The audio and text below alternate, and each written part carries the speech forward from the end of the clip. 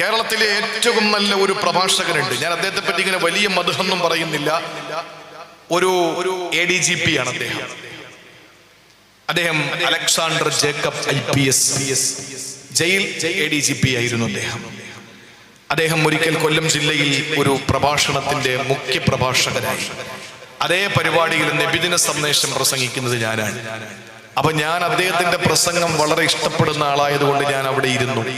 അദ്ദേഹം പ്രസംഗിച്ചപ്പോൾ പറഞ്ഞത്, പത്തനംതിട്ട ജില്ലയിൽ അദ്ദേഹത്തിന്റെ നാടിനെ പറ്റി പറയാണ്, എന്റെ നാട്ടില് മുസ്ലിങ്ങൾ ഉണ്ടായിരുന്നില്ല, മുസ്ലിങ്ങൾ ഇല്ലാത്തത് വലിയൊരു കുറവാണെന്ന് കണ്ടപ്പോ ഞങ്ങളുടെ നാട്ടിലുള്ള ആളുകൾ പരിസരത്തുള്ള പല ആളുകളുമായി ബന്ധപ്പെട്ട് മുസ്ലിം കുടുംബങ്ങളെ ഞങ്ങൾ ക്ഷണിച്ചു. അവരവിടെ വസ്തു വാങ്ങി വീട് വെച്ച് ഇന്ന് ഞങ്ങളുടെ നാടിന്റെ പരിസരത്തൊക്കെയും മുസ്ലിമീങ്ങളാണ്.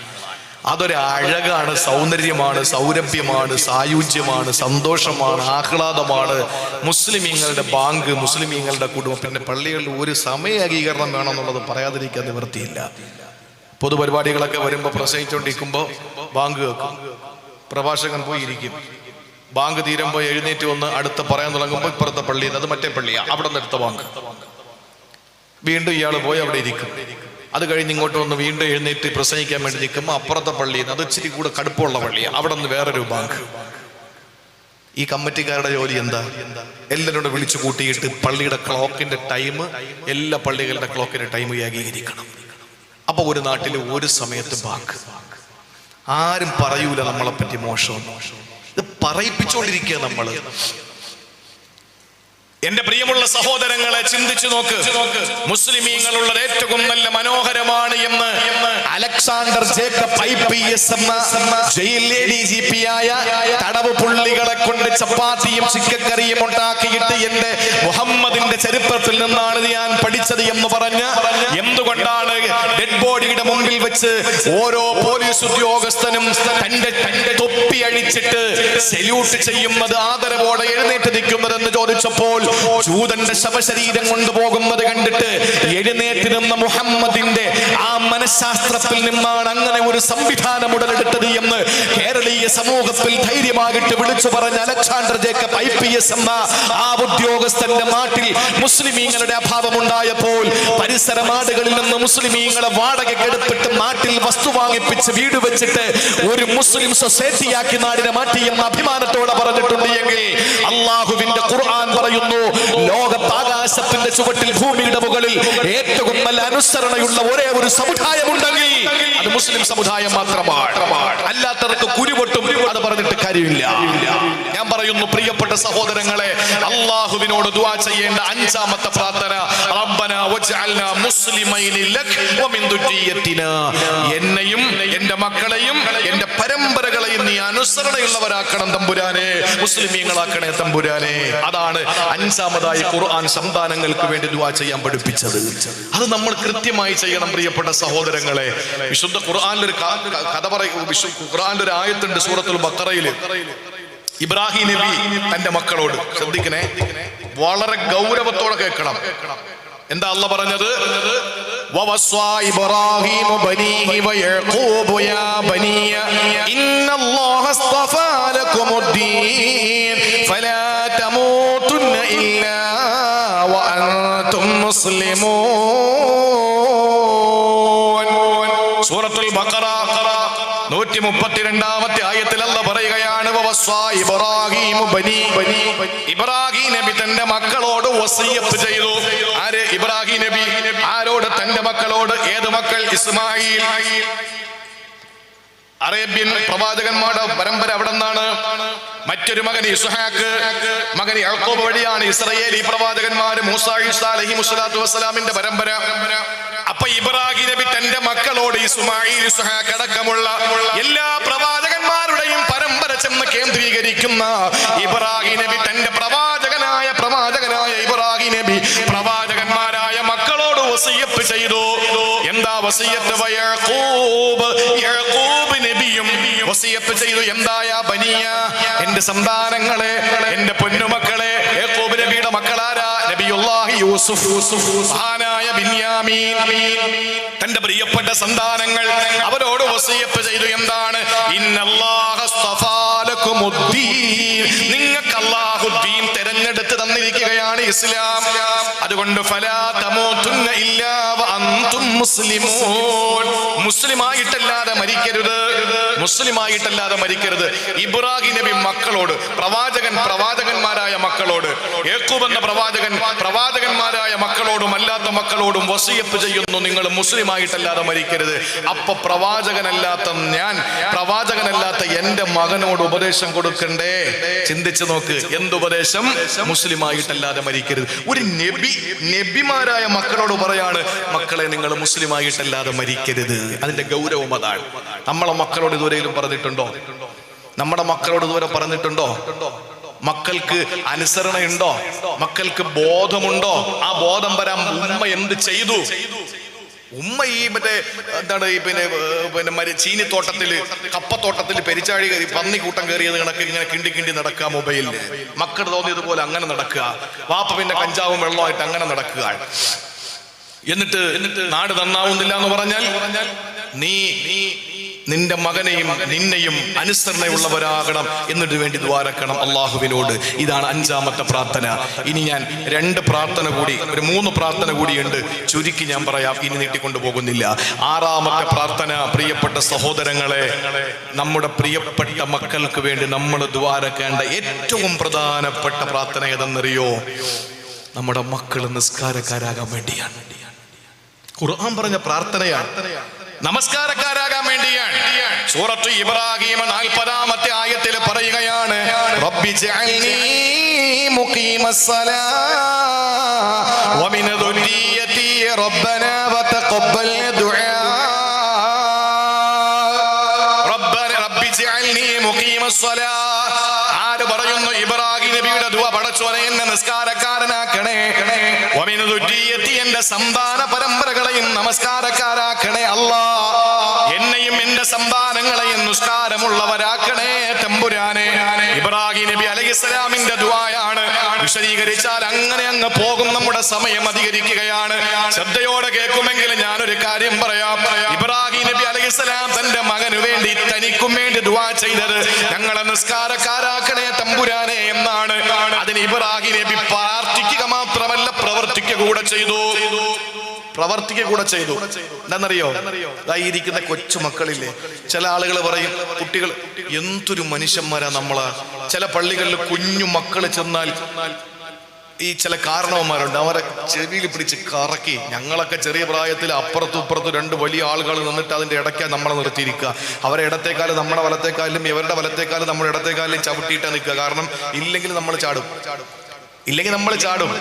ആ കാലത്തുള്ള പിതാക്കന്മാരൊക്കെ നമ്മളെ സഹിച്ചത് കൊണ്ട് എന്തുണ്ടായി? വലിയ കുഴപ്പമില്ലാതെ നമ്മുടെയൊക്കെ തലമുറ ഇങ്ങനെ പോകുന്നു. ഇപ്പോഴത്തെ കുഞ്ഞു മക്കളെ പള്ളി കൊണ്ടുവന്നാൽ മൂത്രം ഒഴിക്കുമെന്നുള്ള പേടി, കുരുത്തക്കേട് കാണിക്കുമെന്നുള്ള പേടി. അവര് ബഹളം വെച്ചാൽ എന്തിനാ നിങ്ങൾ ബഹളം വെക്കുന്നത്? ഉപ്പമാരെ, കുഞ്ഞു മക്കളെ പള്ളിയിൽ കൊണ്ടുവന്നാൽ എന്താ നിങ്ങൾക്ക് പാമ്പേഴ്സോ എന്തെങ്കിലുമൊക്കെ വെച്ചിട്ട് അവരെ പള്ളിയിൽ കൊണ്ടുവന്ന് അവരെ പള്ളിയുടെ നറുമണം അവർ കാണട്ടെ, പഠിക്കട്ടെ. എന്താ കാരണം? ജനരഹിതവും ജലരഹിതവും ഫലരഹിതവുമായ, ജനശൂന്യവും ജലശൂന്യവും ഫലശൂന്യവുമായ മസ്ജിദുൽ ഹറമിന്റെ തൊട്ടടുത്ത് മഹാനായ ഇബ്രാഹിം നബി തന്റെ മകനെയും ഭാര്യയും നാക്കിയിട്ട് മാറിപ്പോകുന്ന ഒരു സന്ദർഭമുണ്ട്. എന്നിട്ട് ഇബ്രാഹിം നബി ദുആ ചെയ്തു, റബ്ബനാ ഇന്നി അസ്കന്തു മിൻ ദുരിയതി ബിവാദിൻ ഗൈരി ദി സറഇൻ ഇൻദ ബൈതികൽ മുഹറം. അല്ലാഹുവേ, നിന്റെ ഹറമിന്റെ അടുത്ത് എന്റെ സന്താനങ്ങളിൽ ചിലരെ ഞാൻ കൊണ്ടുവന്ന് പാർപ്പിച്ചിരിക്കുകയാണ്. എന്തിനാണെന്നറിയോ? ലിയുഖീമുസ്സലാ, അവര് നിസ്കാരമുള്ളവരാകാൻ വേണ്ടിയാണ്. ചെറിയ പ്രായത്തിൽ ഇസ്മായിൽ നബിയെ കൊണ്ടുവന്ന് ഹറമിന്റെ അടുത്താക്കാൻ കാരണം എന്താ? വേറെ അപ്പുറത്തോട്ടോ ആക്കിയ പോരാ, പള്ളിയുടെ തൊട്ടടുത്ത് കൊണ്ടുവന്ന് ഉപേക്ഷിക്കാൻ അള്ള പറഞ്ഞതിന്റെ പിന്നിലുള്ള ഒരു ഉദ്ദേശം ഈ മകന്റെ മനസ്സിൽ പള്ളിയുമായി ഒരു കണക്ഷൻ ഉണ്ടാകാൻ വേണ്ടിയാണ്. അതുകൊണ്ട് വാപ്പ പള്ളിയിൽ പോകുമ്പോ കുഞ്ഞു മക്കളെ കൂടെ കയ്യിൽ പിടിക്കണം, ഉമ്മമാര് ഒരുക്കി വിടണം. കാരണം എന്തേ? ആ മക്കള് പള്ളിയിലേക്ക് വന്ന് തൊപ്പി വെച്ച് പള്ളിയിലേക്ക് വന്ന് പള്ളിയിൽ നടക്കുന്ന ഇബാദത്തുകളും കാണുമ്പോ ആ കുഞ്ഞിളം ഹൃദയത്തിന്റെ ഉള്ളറകളിൽ കൊത്തിവെക്കും ഇബാദത്ത്. ആ കുട്ടികൾ നന്നാകും. അതാണ് അല്ലാഹുവിന്റെ ഖുർആൻ പറഞ്ഞ, റബ്ബി ജഅൽനി മുഖീമസ്സലാത്തി വമിൻ ദുരിയതി, എന്നെയും എന്റെ പരമ്പരയെ നിസ്കാരക്കാരനാക്കണം തമ്പുരാനെ. നബി ദുആരക്ക മാത്രമല്ല, അത് പ്രവർത്തിക്കുക കൂടെ ചെയ്തു. മകനെ കൊണ്ടുവന്ന് പള്ളിയുടെ അടുത്ത് കൊണ്ടുവന്നാക്കി. അള്ളാഹു നമ്മുടെ മക്കളെ നിസ്കാരമുള്ള മക്കളാക്കി അള്ളാഹു നമ്മുടെ മക്കളെ ഒരു സമൂഹത്തിന് ഉപകരിക്കുന്ന ദിശാബോധം നൽകുന്ന ഒരു തലമുറയാക്കി അള്ളാഹു നമ്മുടെ മക്കളെ മാറ്റട്ടെ. ഇനി ഏഴാമതായി ഞാൻ ചുരുക്കി പറയാണ്, വിശദീകരണങ്ങൾ ഒന്നുമില്ല. ഏഴാമതായി അള്ളാന്റെ ഖുർആന് മക്കൾക്ക് വേണ്ടി ദുആരക്കാൻ പഠിപ്പിച്ചത് എന്തെന്നറിയോ? ആ മക്കൾ നല്ല ഭക്ഷണം കിട്ടണം. മക്കൾക്ക് പടച്ചോനെ ഇത്രയും പറഞ്ഞത് ആത്മീയ കാര്യമാണ്, ഇത്രയും പറഞ്ഞ ആത്മീയ കാര്യമാണ്. ഇനി പറയാൻ പോകുന്നത്, പടച്ചോനെ എന്റെ പൊന്നു മക്കളെ അള്ളാഹുവേ നീ ഒരിക്കലും എന്റെ മക്കൾക്ക് കഴിക്കാനൊന്നുമില്ലാത്തൊരവസ്ഥ ഉണ്ടാക്കരുത്. അൽഹംദുലില്ലാ.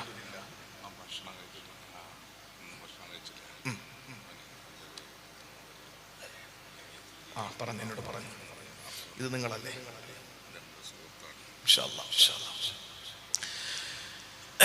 പ്രിയപ്പെട്ട സഹോദരങ്ങളെ, നമ്മുടെ പ്രിയപ്പെട്ട നമ്മുടെ മക്കൾ, ആ പ്രിയപ്പെട്ട മക്കൾക്ക് മതബോധമുണ്ടാകുന്നതിനോടൊപ്പം തന്നെ ആ മക്കൾക്ക് ഭൗതികമായ എന്തെങ്കിലും നമുക്ക് ഉണ്ടാക്കി കൊടുക്കണ്ടേ? ഈ പ്രസംഗം ഇത്രയും കേൾക്കുമ്പോൾ ചിന്തിക്കും, ഇത് ഏത് കാലത്ത് ഖുറാഫിയുടെ പ്രസംഗമാണ്? ഈ മൊയ്ലിയാർ എവിടത്തുകാരനാണ്? ചെറുക്കുള്ള സങ്കടമൊക്കെ കേട്ടാൽ. ഞാൻ ഈ ഈജിപ്തിൽ പോയിട്ട് എനിക്ക് വലിയ അത്ഭുതം തോന്നി. ഞാൻ പരിശുദ്ധ മദീനയും പരിശുദ്ധ മക്കയും കഴിഞ്ഞാൽ ഞാൻ ആഹ്ലാദത്തോടുകൂടി വളരെ സന്തോഷത്തോടു കൂടി യാത്ര ചെയ്ത 7 ദിവസത്തെ യാത്രയാണ് ഈജിപ്റ്റ് യാത്ര.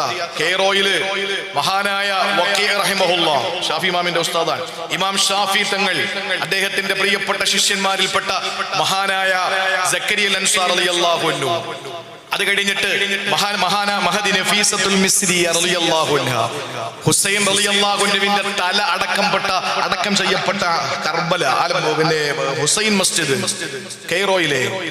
അത് കഴിഞ്ഞിട്ട് നഫീസത്തുൽ മിസ്രിയ, റാബിയത്തുൽ അദവിയ, ദുന്നൂനുൽ മിസ്രി, ലൈസ് റഹിമഹുല്ലാഹ്, ഇബ്നു ഹജർ അൽ അസ്ഖലാനി തങ്ങൾ, ഇമാം ബൂസ്രി തങ്ങൾ, ഇമാം മുർസി തങ്ങൾ, അതങ്ങ് അലക്സാണ്ട്രിയയിലാണ്.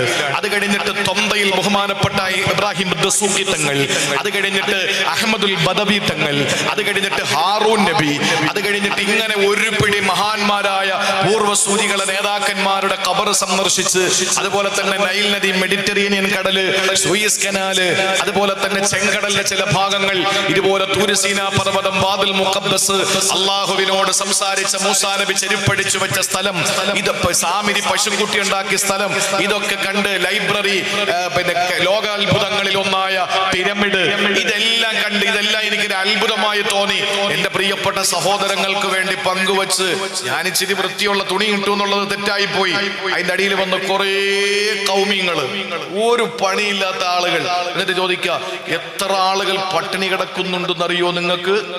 അപ്പൊ ഞാൻ ചിന്തിച്ചു, എന്ത് പറ്റി? അപ്പോഴാണ് അല്പം നല്ല വൃത്തിയുള്ള വസ്ത്രം ഇട്ടുകൊണ്ട് ഇതൊക്കെ ഇട്ടപ്പോ അവർക്ക് സഹിക്കുന്നില്ല, ഇതൊക്കെ ദഹിക്കുന്നില്ല. ഇതാണ് ഈ സമുദായത്തിന്റെ പ്രശ്നം. ഈ സമൂഹത്തിൽ കുറെ എണ്ണം അങ്ങനെയുണ്ട്, ചില അഴുക്കുകൾ. അത് പറഞ്ഞിട്ട് കാര്യമില്ല.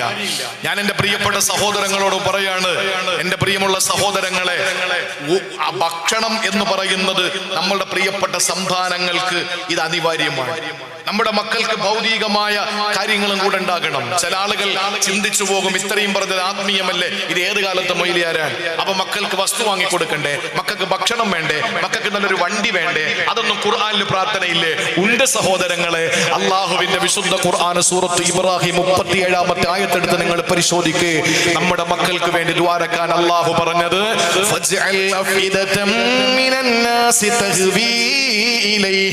അള്ളാഹുവേ എന്റെ മക്കളെ ജനങ്ങൾ ഇഷ്ടപ്പെടണേ അല്ലാ, എന്റെ മക്കളിലേക്ക് ജനങ്ങൾ ഒഴുകിയെത്തണേ അല്ലാ, എന്റെ മക്കളെ ജനങ്ങൾ വാരി പുണരണേ അല്ലാ. ഫജഅൽ അഫിദതം മിനന്നാസി തഹ്വി ഇലൈഹിം വർസുഖുഹും മിനസ്സമറാത്ത്. എന്റെ സന്താനങ്ങൾക്ക് നീ ഫലമുള്ള ഭക്ഷണം നീ കൊടുക്കണേ, ഭൗതിക സുഖങ്ങൾ കൊടുക്കണേ അല്ലാ. ഇബ്രാഹിം എന്ന വാപ്പ ഇസ്മാഈൽ നബിക്ക് വേണ്ടി മാത്രമല്ല, തന്റെ പരമ്പരകൾക്ക് വേണ്ടി ദുആ ചെയ്യുന്നു. അല്ലാഹുവേ ഫർസുഖുഹും വർസുഖുഹും മിനസ്സമറാത്ത്. അല്ലാഹുവേ നീ അവർക്ക് എല്ലാ വിഭവങ്ങളും കൊടുക്കണേ അല്ലാ. ലഅല്ലഹും യശ്കുറൂൻ. നന്ദിയും കൂടെ ഉണ്ടാകണം. ആ നന്ദി കാണിക്കാൻ വേണ്ടി നന്ദി വേണം മക്കൾക്ക്. പക്ഷെ അല്ലാഹുവേ നീ അവർക്ക് നല്ല ഭക്ഷണം കൊടുക്കണേ തമ്പുരാനേ. ആ ഒരു കൂടി പ്രിയപ്പെട്ട സഹോദരങ്ങളെ, അല്ലാഹുവിന്റെ പ്രവാചകൻ ഇബ്രാഹിം നബി ദുആരെന്നോ, ചുരുക്കി പറഞ്ഞാൽ ഭൗതികവും ആത്മീയവുമായ ഏത് വിഷയങ്ങളെ പറ്റിയും തനിക്കും തന്റെ പരമ്പരകൾക്കും വേണ്ടി ദുആരക്കാൻ അല്ലാഹുവിന്റെ ഖുർആൻ പഠിപ്പിച്ചു. അവസാനിപ്പിക്കുമ്പോ ഒന്നുകൂടി പറയട്ടെ, നമ്മുടെ പ്രിയപ്പെട്ട മക്കൾ, ആ പ്രിയപ്പെട്ട മക്കൾക്ക് ഭൗതികമായ സംവിധാനങ്ങൾ വേണം. പക്ഷേ സാമ്പത്തികമെല്ലാം എല്ലാം മക്കൾക്ക് എഴുതി കൊടുത്തിട്ട് ആ സമ്പത്ത് മുഴുവനും മക്കൾക്ക് തിന്നാൻ കൊടുത്തിട്ട് മതത്തിൽ നിന്ന് നമ്മൾ അകന്നു പോകരുത്. മാലിക് ഇമാമിന്റെ പ്രിയപ്പെട്ട ഗുരുനാഥന്മാരിൽ ഒരാളാണ് പ്രിയപ്പെട്ട സഹോദരങ്ങളെ റബീഅത്ത് റളിയല്ലാഹു അൻഹു. അദ്ദേഹത്തിന്റെ പ്രിയപ്പെട്ട പിതാവ് ഫറൂഖ് എന്നയാള് പട്ടാളക്കാരനാണ്. അദ്ദേഹം പട്ടാളക്കാരനാണ്. അതിർത്തിയിൽ എന്തോ ഒരു വിഷയം വന്നപ്പോ ഫറൂഖ് എന്ന പട്ടാളക്കാരൻ റബീഅ എന്ന് പറയുന്ന മാലിക് ഇമാമിന്റെ ഗുരുനാഥന്റെ വാപ്പ ഫറൂഖ് പട്ടാളക്കാരനാണ്. തന്റെ ഭാര്യയുടെ കൈവശം 30,000 അഷ്റഫി ദീനാർ കൊടുത്തിട്ട് പറഞ്ഞു, പെണ്ണെ ഞാൻ പോവാണ്, വരാൻ വൈകി പോകും. അന്ന് ഭാര്യ ഗർഭിണിയാണ്. റബീഅത്ത് എന്ന പ്രിയപ്പെട്ട മകന്റെ കഥ പറയാണ്. ഉമ്മ ഗർഭിണിയാണ്. ഫറൂഖ് എന്ന പട്ടാളക്കാരന്റെ ഭാര്യ ഗർഭിണിയാണ്. 30,000 അഷ്റഫി ദീനാർ കൊടുത്തിട്ട് പറഞ്ഞു, ഞാൻ വരുന്നത് വരെ ചെലവിലിരിക്കട്ടെ, ഞാൻ വരാൻ അല്പം വൈകി പോകും.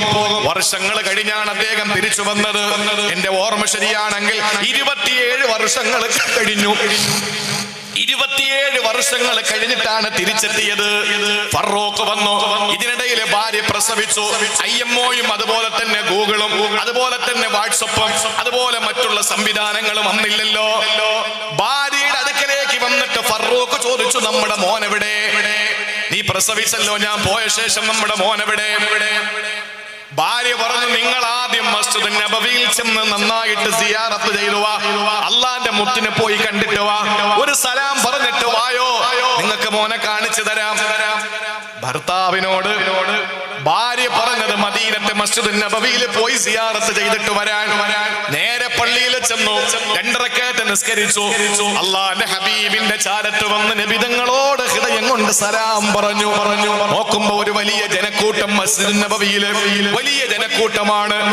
എന്താണെന്നറിയാൻ ഓടി വന്നിട്ട് ഫറൂഖ് എന്ന പട്ടാളക്കാരൻ ആളുകളുടെ ഇടയിലൂടെ തല അകത്തേക്കിട്ട് നോക്കുമ്പോ സുന്ദരനായ പള്ളിയിലെ ഇമാമ്, മസ്ജിദുൻ നബവിയിലെ ഇമാമ്, സുമുഖനും സുന്ദരനും, ആളുകൾ സ്നേഹം കൊണ്ട് വീർപ്പ് മുട്ടിക്കുന്നു, ആളുകൾ കൈപിടിച്ചു മുത്തുന്നു, ആളുകൾ വന്നിട്ട് വാരി പുണരുന്നു, കെട്ടിപ്പിടിക്കുന്നു. ഉസ്താദിന്റെ മുഖം എത്ര തേജസ്സുള്ള മുഖമാണ്. മസ്ജിദുൻ നബവിയുടെ മുദരിസാണ്, ഇമാമാണ്, അവിടത്തെ ഇമാമാണ്. ആളുകൾ സ്നേഹിക്കുന്നത് കണ്ടപ്പോ ഫറൂഖ് എന്ന പട്ടാളക്കാരൻ ചെന്നിട്ട് കൈപിടിച്ചിട്ട് തിരിച്ചു വീട്ടിലേക്ക് വന്നു. എന്നിട്ട് ഭാര്യയോട് ചോദിച്ചു, പെണ്ണെ വിശേഷങ്ങൾ പങ്കുവെക്കാണ്. ആദ്യം വന്ന് സിയാറത്ത്, രണ്ടാമത് വീട്ടിലേക്ക് വന്നിട്ട് ചോദിക്കുന്നു, ഞാൻ തന്ന 30,000 അഷ്റഫി ദീനാർ ചെലവായോ? ഭർത്താവ് അങ്ങനെയാണല്ലോ, കണക്കില്ലെങ്കിൽ കാര്യം കൈവിട്ട് പോകും. ഭാര്യയോട് ചോദിച്ചു, 30,000 ദീനാർ നിനക്ക് ചെലവായോ? ആ സമയത്ത് വീണ്ടും ചോദിക്കുന്നുണ്ട്, നമ്മളെ മോനെവിടെ, നീ ഉള്ളത് പറ. ആ സമയത്ത് ഭാര്യ ചോദിച്ചു, ഫറൂഖേ മസ്ജിദുൻ നബവിയിൽ സിയാറത്ത് ചെയ്തു. എന്നിട്ട് നിങ്ങൾ മസ്ജിദുൻ നബവിയിൽ എന്തെങ്കിലും കാഴ്ച കണ്ടോ? കണ്ടു. എന്താണ്? ഒരു പുതിയ ഇമാമ്, അദ്ദേഹത്തിന്റെ ജനങ്ങളൊക്കെ വാരി പുണരുന്നു, സ്നേഹിക്കുന്നു, എല്ലാവരും കൈപിടിച്ചു ചുംബിക്കുന്നു, നെഞ്ചകത്തേക്ക് അവരെ വാരി പുണരുന്നു. നിങ്ങൾ മിണ്ടിയോ ഇമാമിനോട്? ഇല്ല. തിരക്കല്ലേ, ഞാനൊന്ന് കൈതൊട്ടിട്ട് തിരിച്ചു വന്നു. പെണ്ണെ എന്താ പ്രശ്നം? 30,000 ദീനാർ ചെലവായോ?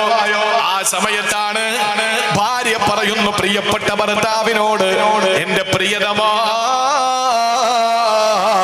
നിങ്ങൾ എനിക്ക് ചെലവിന് തന്ന 30,000 അഷ്റഫി ദീനാറാണ് മസ്ജിദുൻ നബവിയുടെ ആ പള്ളിക്കകത്ത് ജനങ്ങളുടെ ഇടയിൽ വാരി പുണരുന്ന പള്ളിയിലെ ഇമാമ്.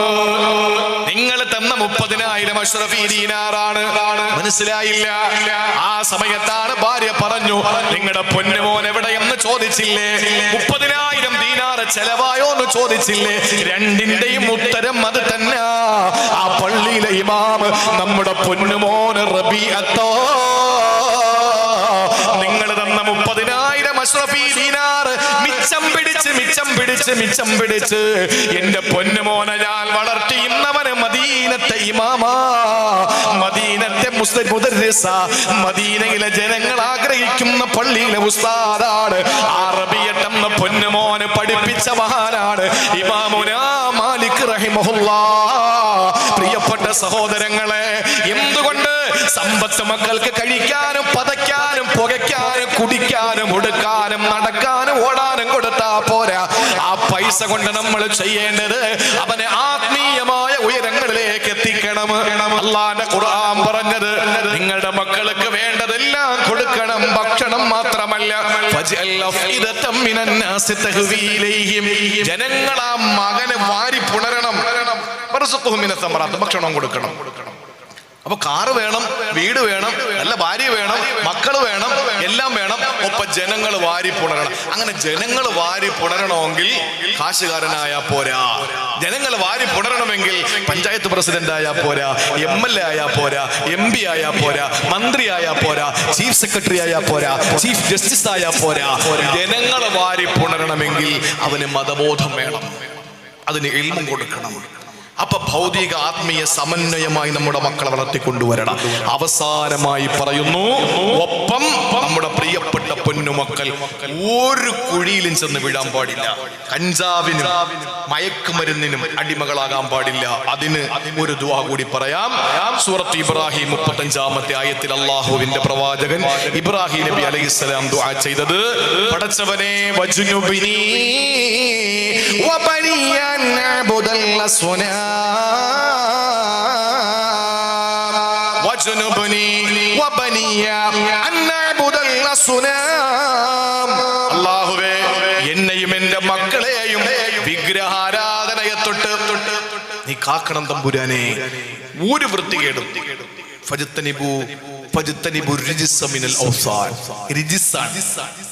മനുഷ്യബുദ്ധിയെ പരസ്യമായിട്ട് അവഹേളിക്കുന്ന ശിലാവിഗ്രഹങ്ങൾ, കൈകൂപ്പുന്നത്, അല്ലാഹ് അല്ലാത്ത സൃഷ്ടാക്കളെ നാം സൃഷ്ടാവായി അംഗീകരിക്കുന്നത് അഴിക്കാൻ മാലിന്യമാണ്. അത് അള്ളാഹുവിനോട് ദുആ ചെയ്തു ഇബ്രാഹിം നബി അലൈഹിസ്സലാം. വാപ്പ എന്നുള്ള ഉമ്മ എന്നുള്ള നിലയിൽ ദുആ രക്കണം, പടച്ചോനെ എന്നെ എൻ്റെ മക്കളെയും എൻ്റെ പ്രിയപ്പെട്ട മക്കളെ മുഴുവൻ മാലിന്യങ്ങളിൽ നീ കാക്കണം തമ്പുരാനെ എന്ന ആത്മാർത്ഥമായ ദുആ. ഇത് ഇത്രയും എൻ്റെ പ്രിയപ്പെട്ട സഹോദരങ്ങൾക്ക് ഖുർആൻ നൽകുന്ന സമ്മാനമാണ്.